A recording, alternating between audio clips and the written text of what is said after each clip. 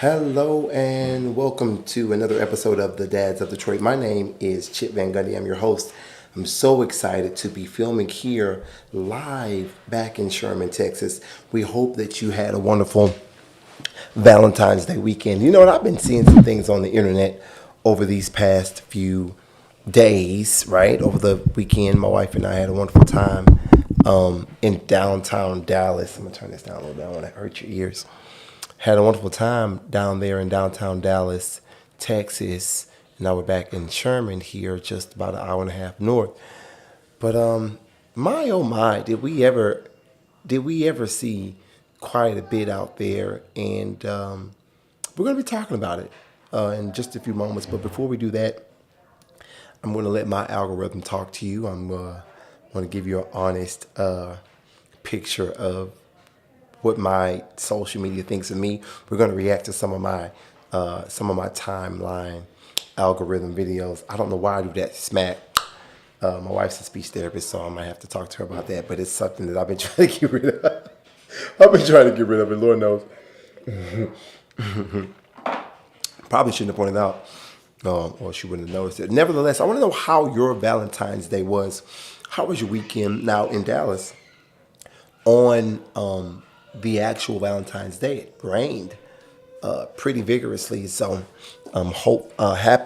luckily, we did a lion's share of our celebration on the Friday night before. Had a wonderful time, and I kind of feel like this was our first. I feel like this was our first. Maybe I should put up a picture of us while we're talking about it. Do we have a picture here somewhere?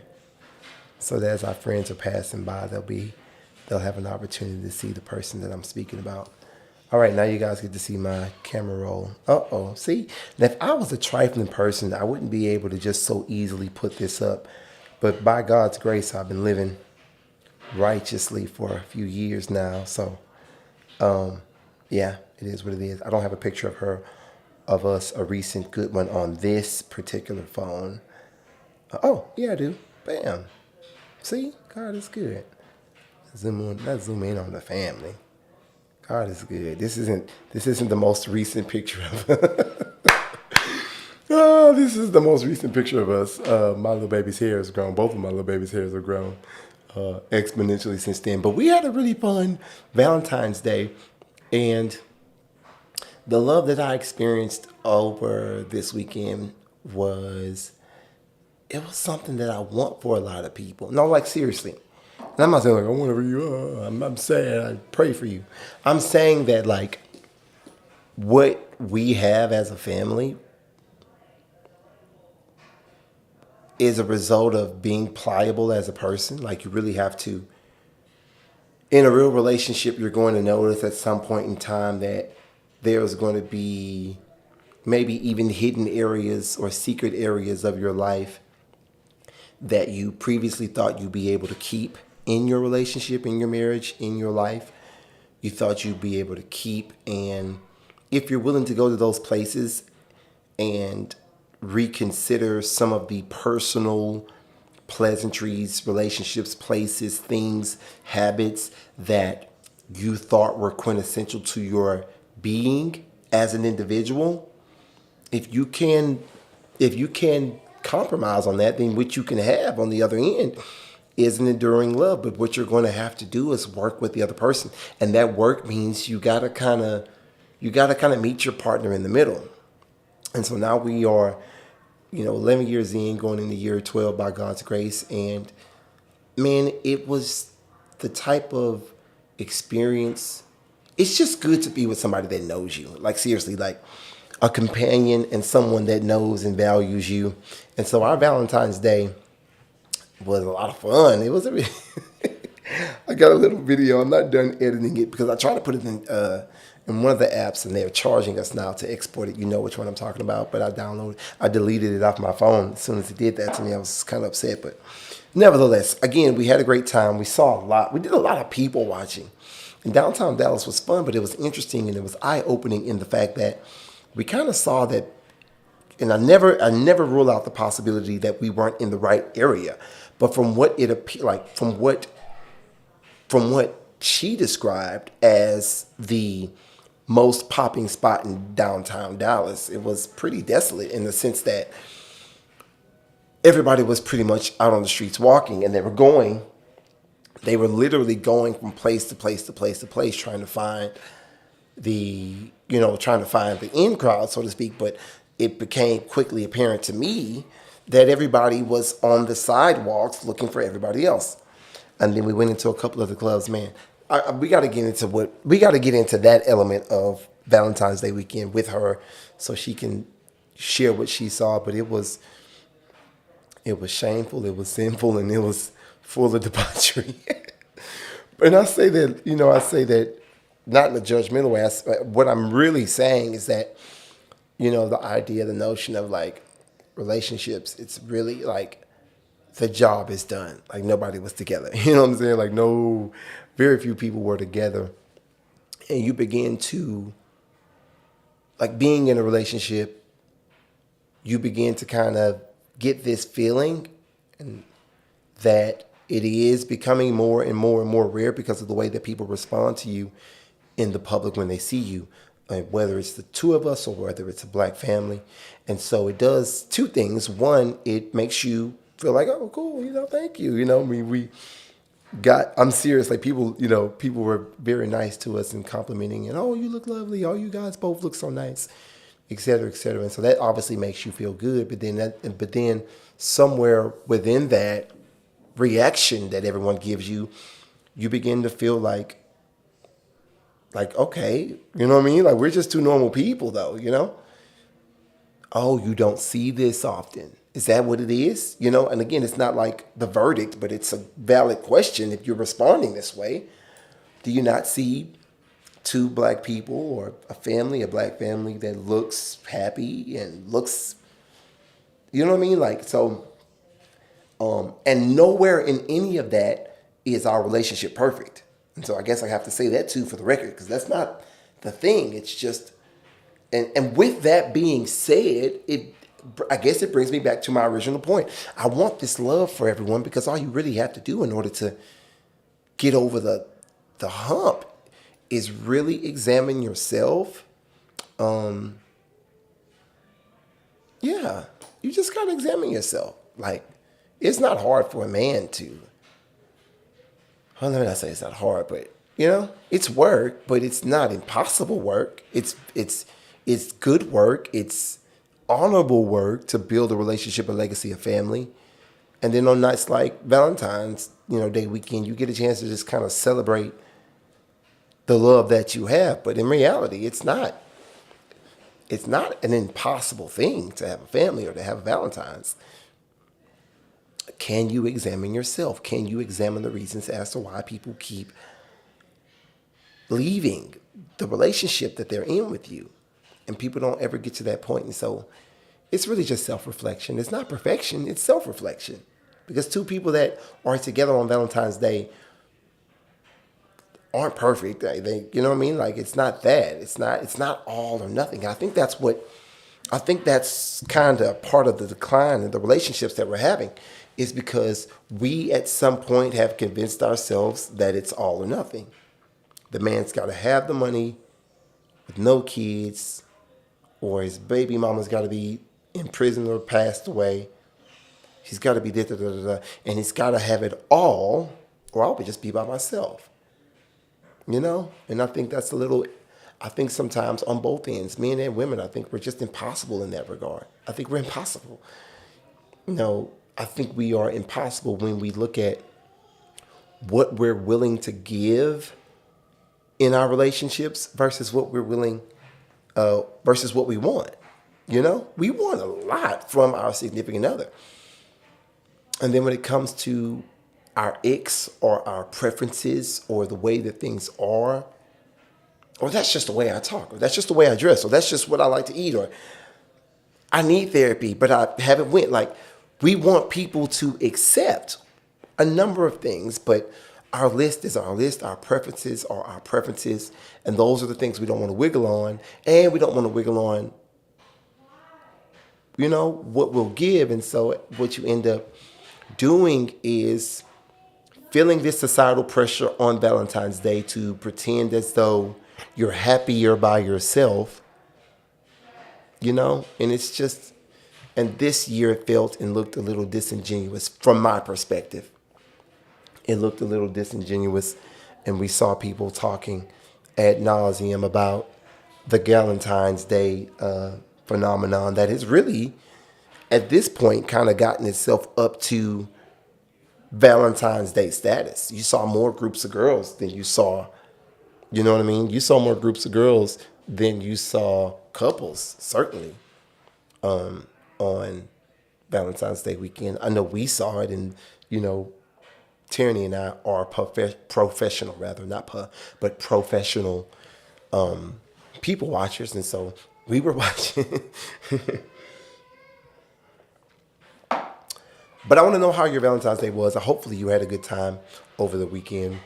Hopefully wherever you were, you felt loved and appreciated. And if you didn't feel the way you wanted to feel on Valentine's Day, I hope that you are reassessing the access and the cheeks, quite frankly, or loving, or D, if you will, quite frankly, that you give to other people. Because yes, we know it's a capitalist holiday, and whoever is behind this has done a great job at pressuring everyone to go get roses and chocolate.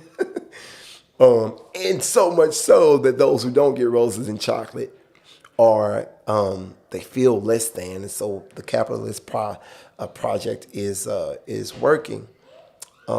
Nevertheless, for those who are in relationships day for day, and come across, she's the boss, really. She's really in charge of everything here.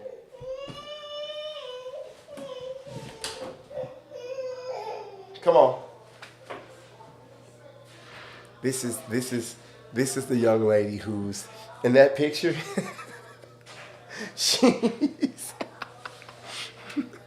she's the one who calls the shots in the family.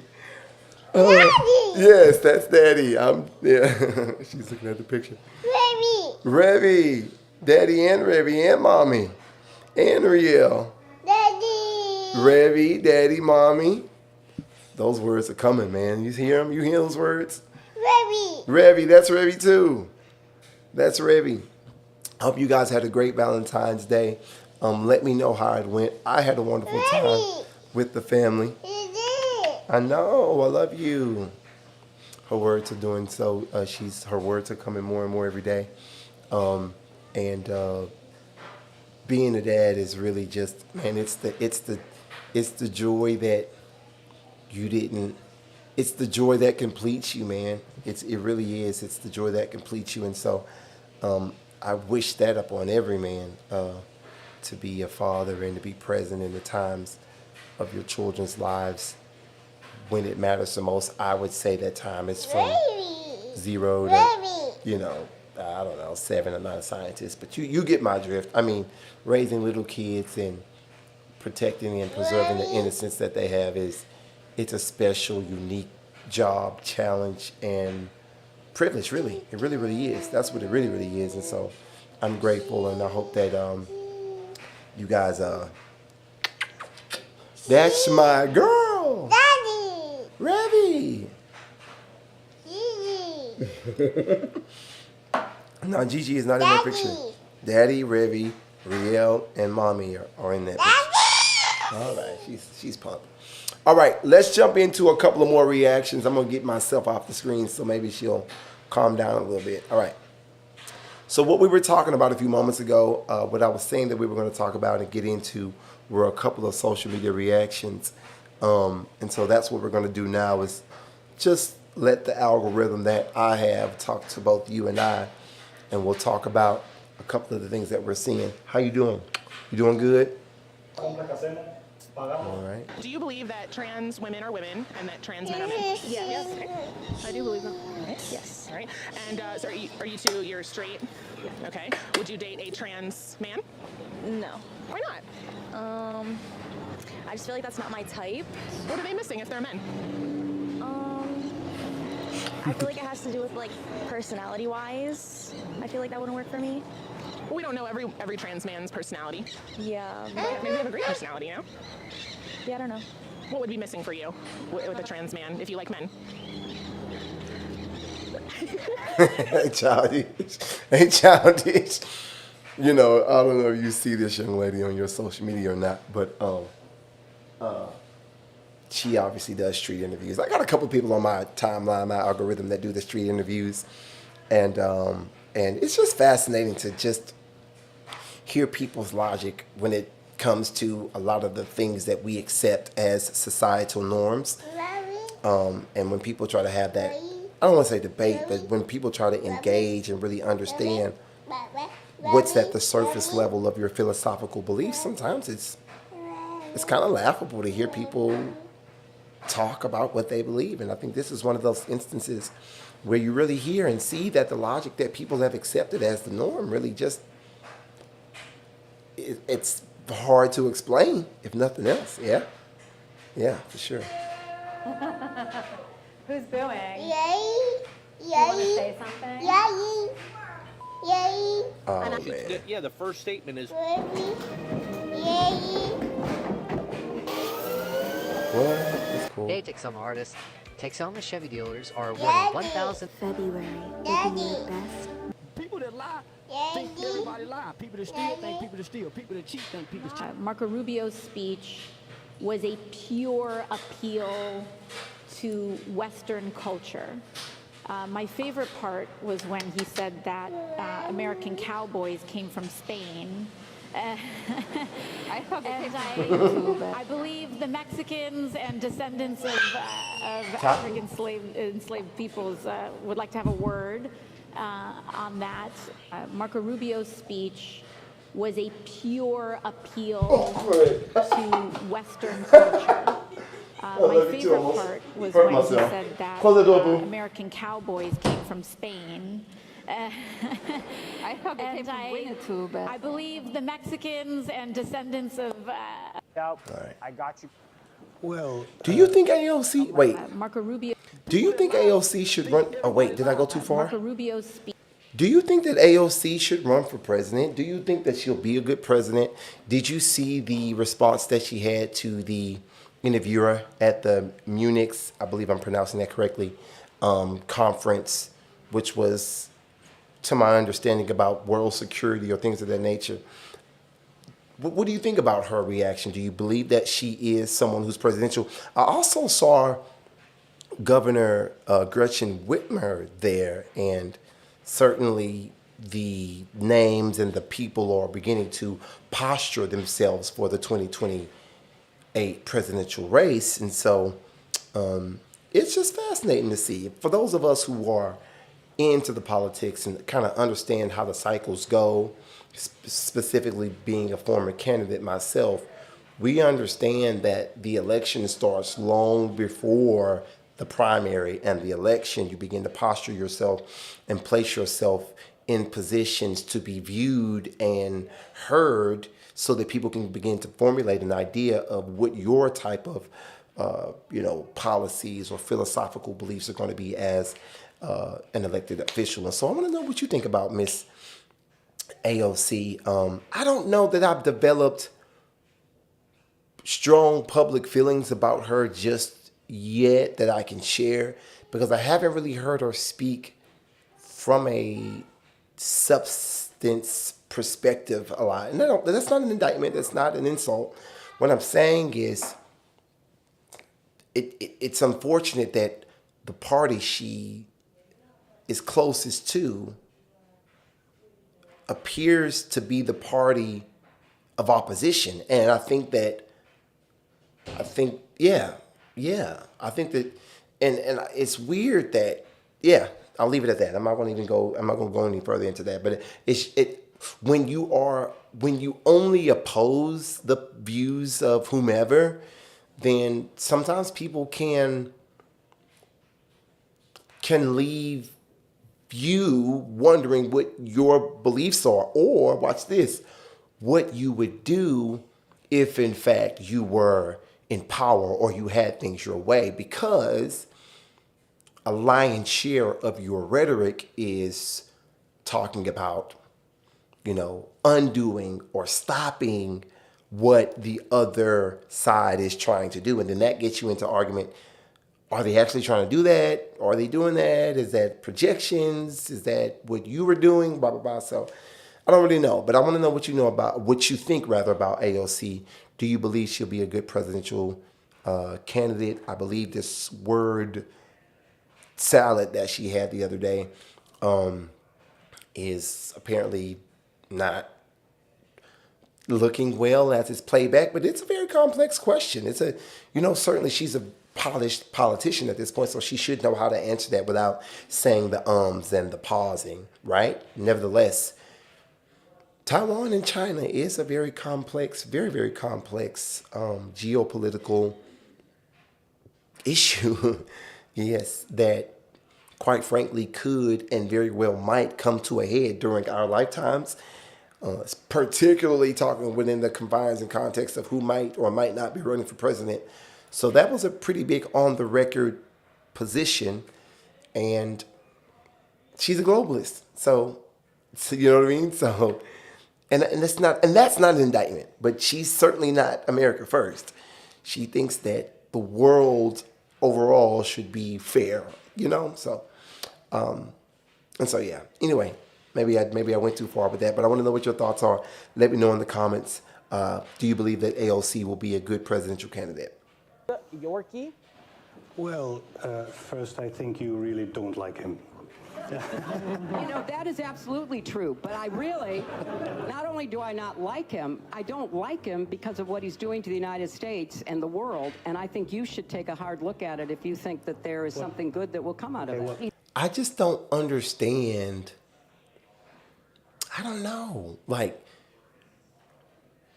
for us as people of color and people that consider themselves to be in the middle of this left or right debate, I just don't see I don't see why, let me say it this way, I don't see why someone should espouse anti-leadership positions so vehemently in an open space. You know what I mean? Like, certainly mom and dad and families have issues, right? And essentially, left, right, or in the middle, that's what she is. She's a part of the American family, believe it or not. And I don't know if you like her or dislike her, but this is what it is. She's an American citizen. She's one of us. And so again, to hear people espouse such anti-leadership and anti-American views, in, international type forums and spaces, I don't know. And for me, what it suggests is that these other countries are in a position to claim a higher moral ground, and none of them are. It's not that our country is perfect, but you're not in an audience of people who have any business looking down on us. And so why would you espouse that? You know what I mean? You don't talk about how bad a husband is to the boyfriend. I don't know. Maybe you should talk to your therapist. Because here's the thing. The boyfriend doesn't even have the capacity to be the husband. And so why place him in a position to look down on the husband and criticize the husband? You know what I mean? Like, bad example, you shouldn't have a boyfriend, blah, blah, blah, you should be married. I get it. That's whatever. But my point is, I just don't see why someone would go out, overseas, I'm assuming they're overseas, and speak so against our country, Yeah, it's weird, but yeah. Her husband was the first black president. He was here illegally the whole time. Let me ask you, speaking of the Grammys, what your opinion on this is? Because Billie Eilish, singer, is that her name? A partner. Got kids and grandkids, but he was here illegally the whole time. Let me ask you, speaking of the Grammys, what your opinion on this is? Because Billie Eilish, singer, is that her name? She said as she got an award, no one is illegal on stolen land. And of course, a lot of people in the Grammys applauded, stood up. But a lot of people, and if I'm being specific, white people were pissed at that. They Did that die? This is the iPhone 7, by the way, so it might force close a couple of times. But it is what it is. Okay.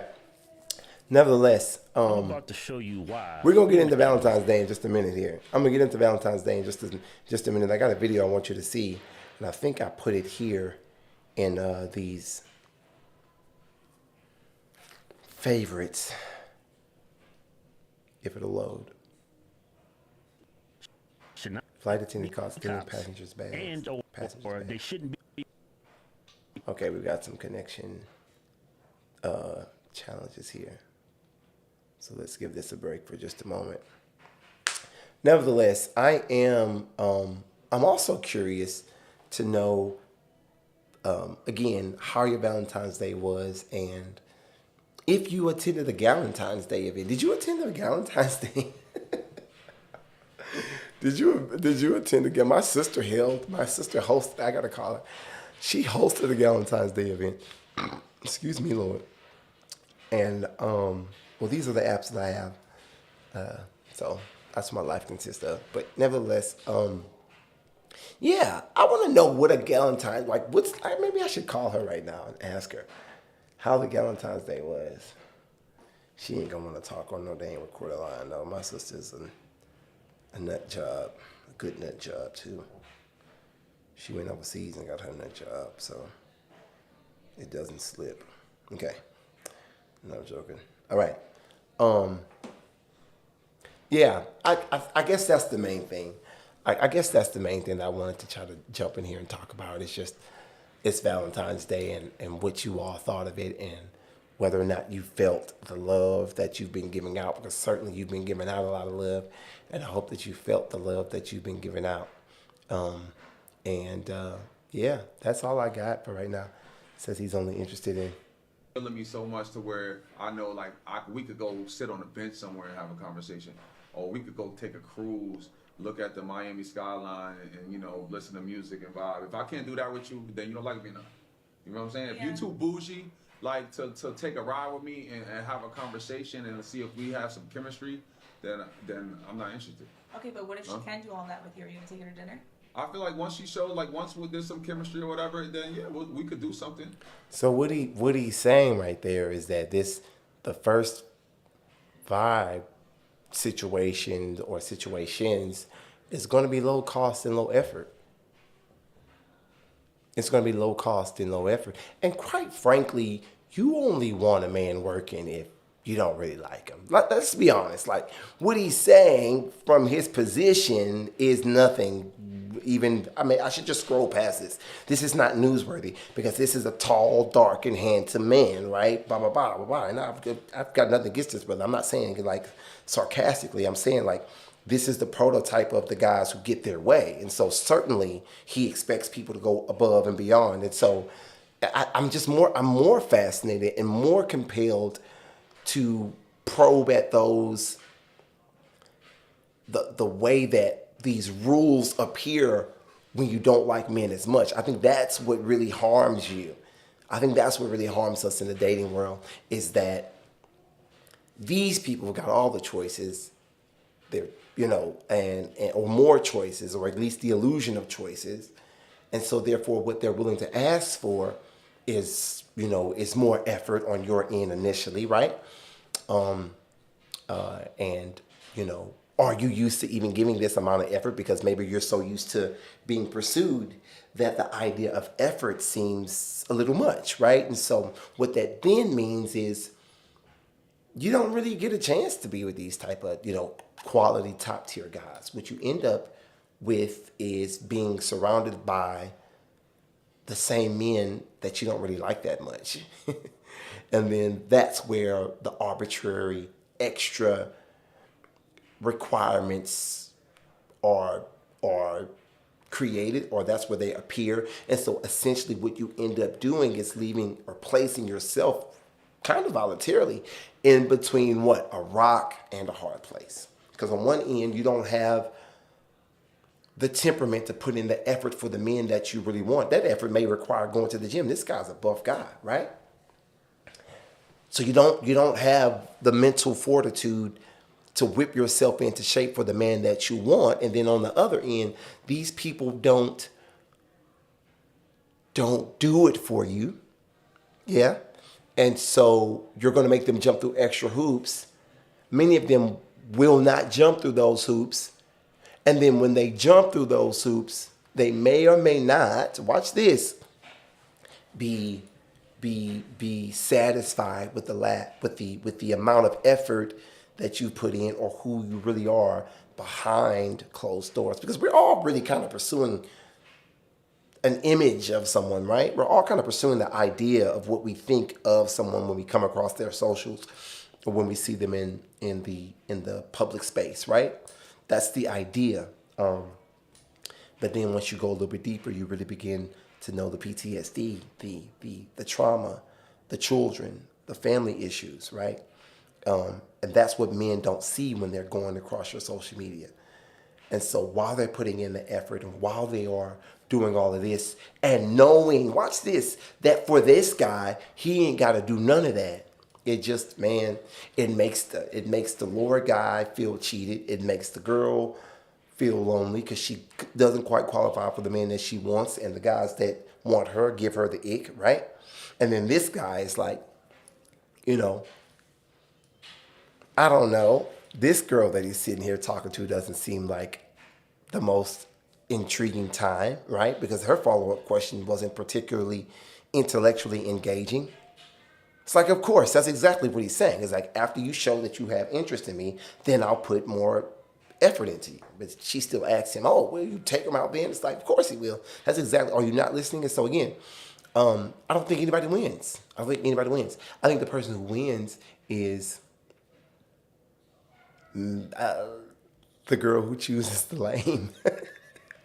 And I'm laughing victoriously because guess what? I'm the lame. So it is what it is. But now God is good and we've got a family and we're moving forward and building a legacy.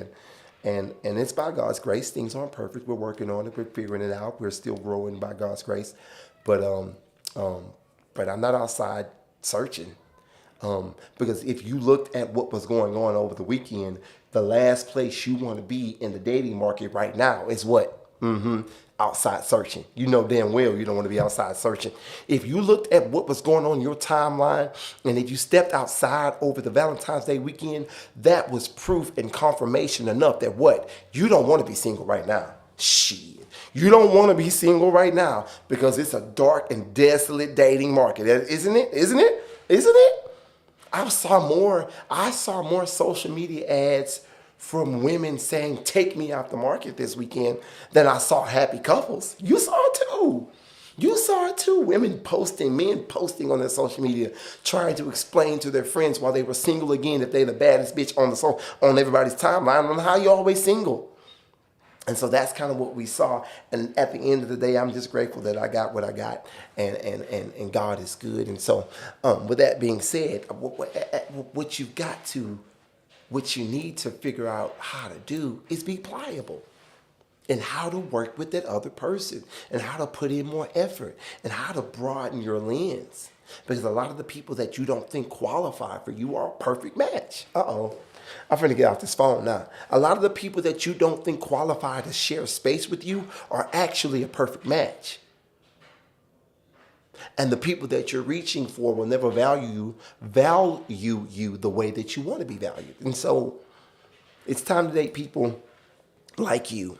Because as we looked outward in the world over this past Valentine's Day weekend, we see that everybody, for the most part, is kind of searching. It's kind of searching. And I think, lastly, that's in large part because of how impossible we are when it comes to what we're asking for versus what we're willing to give. Let's move on. Or you live in like the... You know, you look at wait, the car payment situation is coming up. up. The Kirk thing, right? Remember that? You look at that, and you try to zoom out and go, all right, tragic death on its... You don't know what... Mom? Oh, I thought she was calling me. No, she swears, well, she doesn't swear. She says a lot that she has 3 children, so I didn't know if she was... think we need to call it for what it is. There is a legitimate reason to have a debate about things like migration. It went too far, it's been disruptive and destabilizing, and it needs to be fixed in a humane way with secure borders that don't torture and kill people. I think we need to call it for what it is. There is a legitimate reason to have a debate about things like migration. It went too far, it's been disruptive and destabilizing. There is this science that politicians have developed, and the science that they have developed is the ability to tell the truth after it's obvious and say it in a way that will make you think it's profound when it's really not. You listen, you're saying now with certainty and with your signature tone of voice what we were saying while you were doing it, while your husband was saying that the Mexicans are having children and Americans aren't. And so we need to replace, right? We were saying it then, and now you're saying it. And so it's like, you've got to watch these people that are, my mama would call it this: a day late and a dollar short. Because you should have realized, Secretary Clinton, that this was not the best idea when your husband was signing legislation and starting the process, because we know that George W. Bush, see, I'm a student of history, George W. Bush was the one to complete and push forward the idea of sending jobs overseas, the most recent wave of sending jobs overseas for cheaper labor. That was an idea that your husband espoused. That was all. That was a link in the chain of the apparatus that you're speaking of, and now you're speaking about it like it went too far. Well, that was your husband that did that. That was your husband that espoused that. And so again, is she on point? Of course she's on point, but she's 3, 4, 5 years and maybe arguably a decade or two late to the party. And so she's got to go talk to Congress. When I be like, I'm from Texas, they be like, Houston, no, bitch. Calling all high schoolers. Did you know that 2026 is America's 250th birthday, and you have a chance to be part of this historic celebration? We are proud to introduce the Presidential 1776 Award, a National Civics and American History Challenge that dares you to take the impossible civics test. Do you know who primarily wrote the Declaration of Independence or when our nation was founded? This competition will test your knowledge of the history that has made America the greatest. I'm having a hard time taking Linda McMahon. I'm a 90s baby, right? I'm an 80s baby, but the 90s raised me. And so that means I grew up watching her get choke slammed by The Undertaker and stunned by Stone Cold. You know what I mean? Like, I'm sorry, but this is the year of pride. And listen, I don't care how you feel about the country. I want to ask you why you feel that way and how do you change it? Like, why do you, like, you know? Because at the end of the day, you are American. That's what you are, whether you want to be or not. And if you're here, you've decided to be here, right? So why come to a place that you hate? Why be a part of a society who has views that you despise, you know? And that's not an invitation to leave. That's an invitation to embrace who we are and understand that we are a pivotal part of the world's apparatus. We are. Nobody's against what's going on in the continent of Africa, or the fact that certain countries still have royals. I think that's that's their way of doing things. But we do, and we should have more pride about who we are. It's not that our history, nobody's history is that good. You know what I mean? And there's a bit of corruption and slavery and a lack of women's rights in all of our history. And so again, whether or not you want to take the civics test, whether or not you love or hate the country, I'm curious to know as to why you feel the way that you do and what it's going to take for you to have some pride in the country that, hell, I don't mind saying it is the greatest country on the planet of the Earth. Motor do you have in that? You are starting to see the ascent of the right even in places like Munich. Marco Rubio's speech was a pure appeal to Western culture. My favorite part was when he said that American cowboys came from Spain. I thought they came from Winnetou, but I believe the Mexicans and descendants of African enslaved peoples would like to have a word on that. But you know, I think it's also important to note how thin that foundation is. Culture is changing. Culture always changed. Culture for the entire history of human civilization has been a fluid of... She is a philosophical speaker. She's not a legislator though. Like, speak to me scientifically about what needs to be done to move your agenda forward.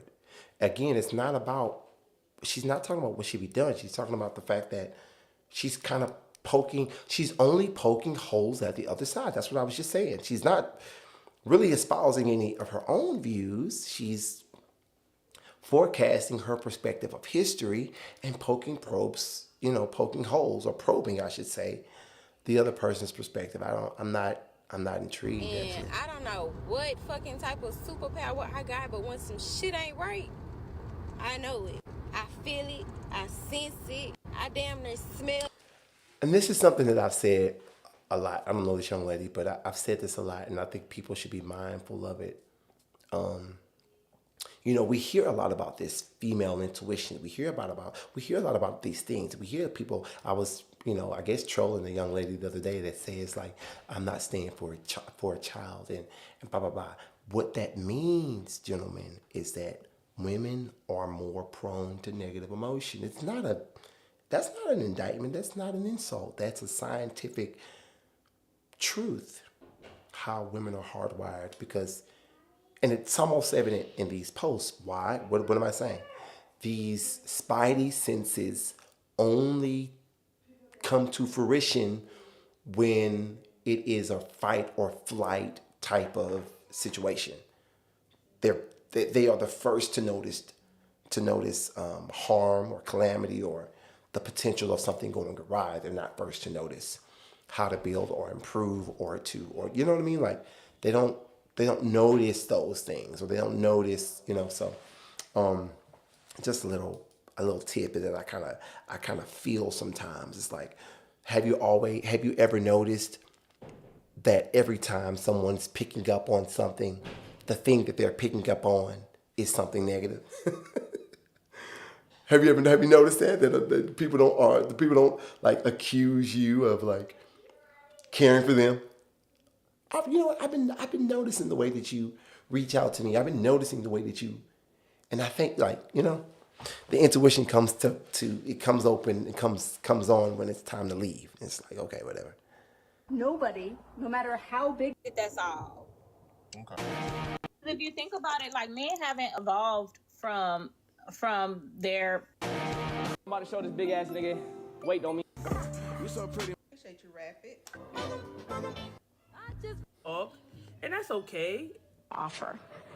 And to all of you, and Congressman, I'll start with you, would and should the U.S. actually commit U.S. troops to defend Taiwan if China were to move? I think that this is such a, I think that this is a... Today, Junior? I didn't know they were going to do an edit. I thought they were going to just let her speak. I didn't know that was going to be some type of thing against her. But nevertheless, it's, again, one of the world's bigger questions as we look at the shifting powers that exist, particularly America, China, and Russia. And so it's a question that if you're thinking about being in the presidential conversation, it's a question that you want to have a smooth, polished answer for, and that you should. And so fascinating to see. I'm gonna hop off of here, you guys. I'm going back into a little family time, but I want to talk to you and see how you all were doing. Let me know how your Valentine's Day weekend was. I'll talk to you soon. Thank you so much for watching Dads of Detroit. We'll see you next time.